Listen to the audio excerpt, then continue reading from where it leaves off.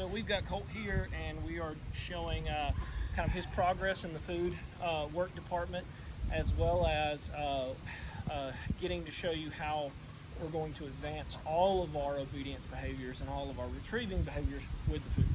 So I'm going to go ahead and just kind of show you where you should be at this point. So it's been a few weeks of just working on sits and working on those stays with the food bowl in hand, like this. Colt, come here. Boy, he's getting up there. There's no command for it. Just getting him up there. And he automatically sits because I rose the food bowl up, and he's understood that when I raise the food bowl up, if he sits there, I say good. He gets to eat. All right, hup.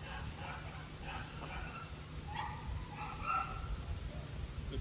So you can get in there and you can start going hup, hup, and that will get the dog to sit for you. So I'm going to put this leash down over here. Just leave that alone. Now we're going to start showing you how we progressed his sit stays. Now I showed this in the previous trick training video that I'm just taking a few steps here and there. So at first you want the dog to be able to stay there in a good sit without you putting your hands on him, without you stepping back. And then you want to be able to progress where you take 1 or 2 steps, come back in, you're going to say good, good goes down, good.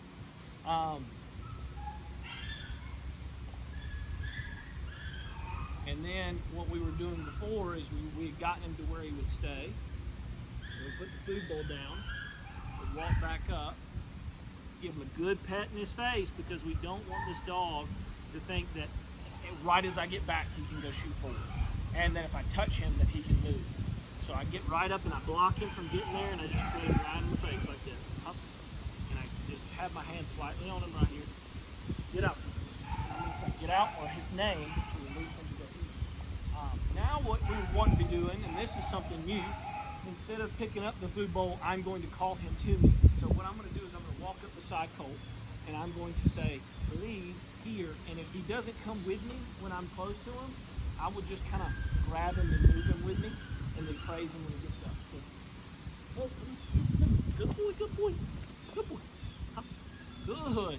So I just went and touched him a little bit, and that was enough to get him off the food bowl. Now some pups that are a little bit more wiry, a little bit more aggressive, they'll just start scarfing down the food faster, and then you may have to pick up the food bowl on that. Or you may have to put a leash on, like this, and pull the dog away a little bit. And if that's the case and your dog's like really starting to hop down that food and not come away, you can take a little bit of handful of food in your hand and bring it with you over here to give them once they go away, and then they'll learn, hey, it's okay, he's going to feed me some more over here, and they'll leave that food bowl. So here we go. Get up. So as you can see, his sit stay has progressed extremely well. All of his obedience went really rapid with this with our food work, just doing it a few times a week, not even that much. So we're going to get right here. I'm not going to touch him. Leave it. Come here, Colt. Leave. Come. Try to get up in his face a little bit. Up. Good. Now I'm going to walk back. You're going to try to progress to where you can pick up the food bowl again and come back. If he gets off the place board, all I'm going to do is grab him, pick him up, put him back on the place board, and take my hand, put it over his eyes right here, or take the back of his scruff and just hold it tight until he calms down. So, and then pat him up. Up. Good. So, and then we're just praising him for that calm behavior there. Leave, up. So before I'm pulling it up now, I'm saying leave, and then I'm going to say hup. Okay. If he doesn't sit all the way right yet, we'll just, good, hup. So, because he doesn't actually know the word hup yet. So, you can also throw your whistle in as the sit. All right, so now what we're going to do is we are going to start working through calling him by the food, okay? And we're going to make this simple for the dog. So if he's able to sit on this place board, no problem. And if he got up, all I'm doing is picking him back up, covering my hand over his face or grabbing the back of the scruff and just holding him there and calmly praising as he calms down. So what I'm gonna do is I'm gonna put this right here, and if you need to, you can wall him off with your body. So, and then I'm going to stand right here. So the food's over there. I'm gonna say, leave that. Here, Colt, here. And he doesn't understand, so I'm gonna get close to him. Colt, come here. Good, come on, Colt. Come on, good boy. Hey, good. Good. And I'm just holding him here. I'm not letting him go to the food. I'm just holding him here, just petting him. Good. Okay. Or get out. Whichever one you want to use. Now I'm going to call him away. Colt, leave it. Hey, Colt, leave it. Come on. Good. Good.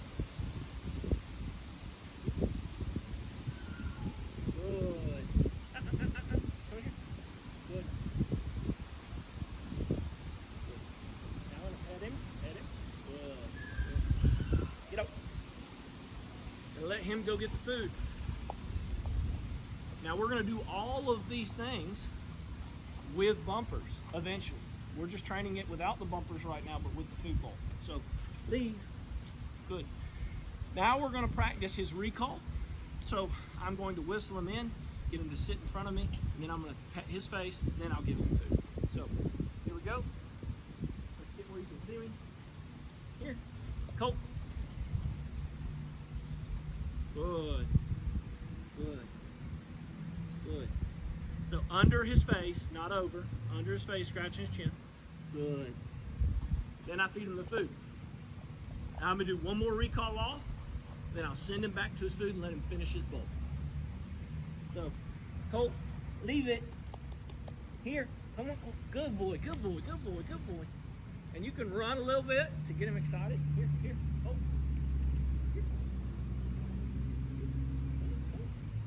Good. And that hand's there to catch it, so I'll just pick it up. Good.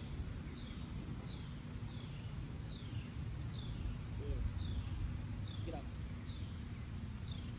Good. And then he gets to go eat. And I'm going to let him finish his bowl. And I might just pat him. Good boy.